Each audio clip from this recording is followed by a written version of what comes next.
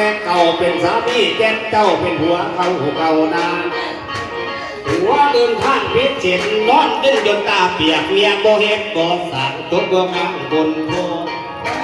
ท่านหน้าโน่นกับเคืนน้ำหน้าท่าพนาผัวหาว่าพวกขี้ข้านบ่ไปป้านหอนอังคันคอยว่าฟ้านั้นเรียกนายอันกะคงข้างบ่เอาการเกินขาบ่สามารถพอหูหาบ่คุมดูดีโอ้ตาเสียบุกพองเงินทองบ่คานไผ่นำมือถูกยาหันเงินใส่กระถางเงินจากนั้นมาพัวเพิ่นน้ำสู้แต่หาสู้ยิ่งไม่นั่งนับตาลัดให้ไปใส่แต่ผู้เดียวบ่ใครเดียวกระเด็นเที่ยวไปเที่ยวกระเด็นนั้น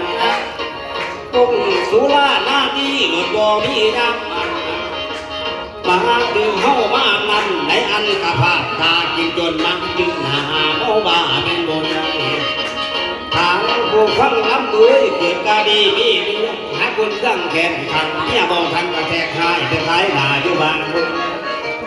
ตั้งเป็นกองล้มมือฟอนตั้งเป็นกอนกระแทกใส่เพื่อเกียรติผมจงไว้และจิตใจอยากลงรายอยู่แต่ผ่านมาจากนั้นนั้นหาปากกินยาบ้าเมาสุราจากปิดให้ดูอินกระดับข้าเมาบ้าหาดาผู้ว่าลาหัวกงหน้าย้อนปัญญาเนี่ยอ่อนย่างเขาบอลกับบอสอนย่างสีนอนกับบอเบาให้ผัวเจ้าตื่นโตแต่กะบอเป็นอย่างลาแห้งกับหัวยมว่าแกเมียคุ้มเมียสิคุ้มกินหัวเจ้าเฮี้ยนติดสาดีการนั่งมีซอยแก่แผลหัวใจบ่ยับที่น้ำตาบินว่า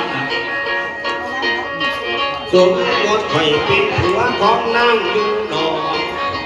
เพียงแต่กินเขานอกในบ่อในนอนนักเย็นถือก็กินอยู่ในผาออกมานอนนอกให้กะบ่อในสอบนอกกะบ่อในตายสมบูรณ์ติดได้คุณใส่เป็นผัวเจ้าซื้อเป็นผัวน้องซื้อสิน้องยกไหวรักแก่อีดีสิลาเจ้าอีดีมาสมควรพอดีเวลาดีที่ก็ควรนั่งลง